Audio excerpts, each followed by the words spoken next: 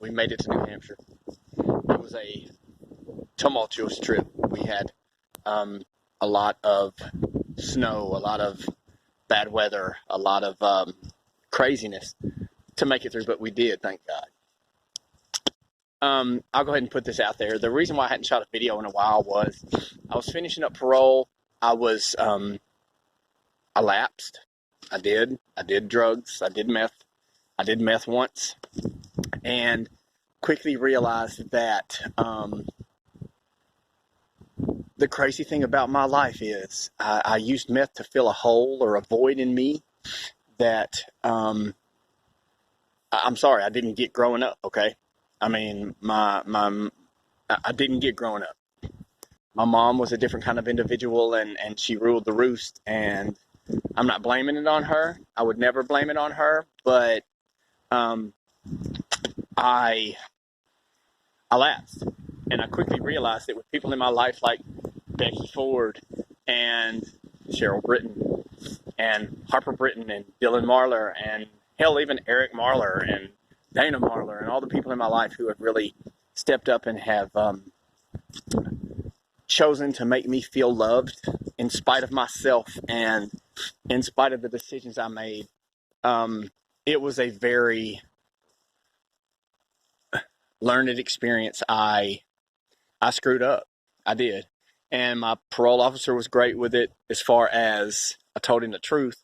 I told him, I said, look, I screwed up. I didn't mean to. It was, I guess, my addiction kicking and screaming for the last time. And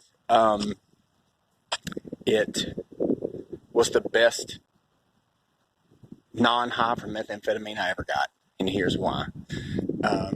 It made me realize that the people that were in my life were the reason for my happiness. It made me realize that the people in my life were the reason for my wanting to do better. It made me realize that the people in my life were responsible for helping me to realize that I no longer needed any kind of chemical substance to make myself feel whole. All the questions I had as a kid, everything that I'd gone through were answered because of the people that God had put into my life. Cheryl, I love you. Becky, I love you. Ronnie, I love you. All of you folks who helped me realize that scraping the bottom of the barrel of my ass was not the way I needed to live. And to my kids, thank you. And I'm going to keep these videos coming. And if I lose subscribership over the fact that I lapsed, that's okay. But here's the deal. I lapsed. I didn't relapse. My addiction was telling me, dude, come on, we're going to stay here. We're going to do this dope. We're going to be okay. You're off paper. You're free and clear. And I did it. And it was the absolute worst experience of my life from the aspect of I didn't need it anymore. So those 12 hours of being twacked were basically me looking at what I have now. And it's a beautiful thing. And here we are in New Hampshire. I mean, look at this, people. I'm in the middle of American history and beauty, so it's not even crossing my mind. Yes, I just burped on camera, but that's just me, This is what I want. Life is now beginning. And to those of you who are disappointed or worried, don't. I mean, you can be disappointed. I'm disappointed. It was rough. Cheryl handled it like a champ. She didn't call it a relapse. She didn't freak out. She didn't wig out. She totally understood, which shows growth on her part.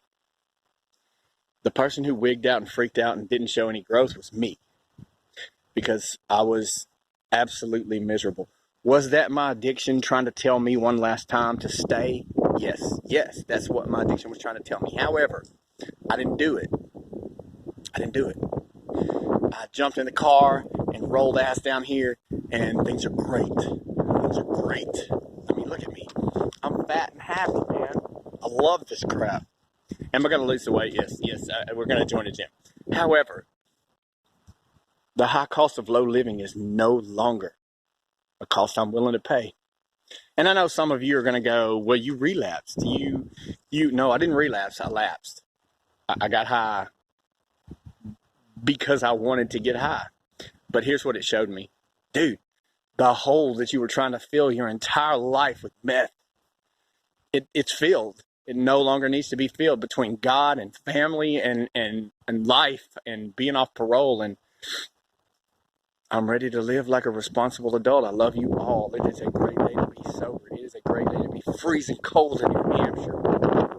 It's a great day to be not freezing cold in Hope, Arkansas. It's a great day to be alive. Get help no matter what you got to do. Families, do what you got to do to get your loved one help. We can do this.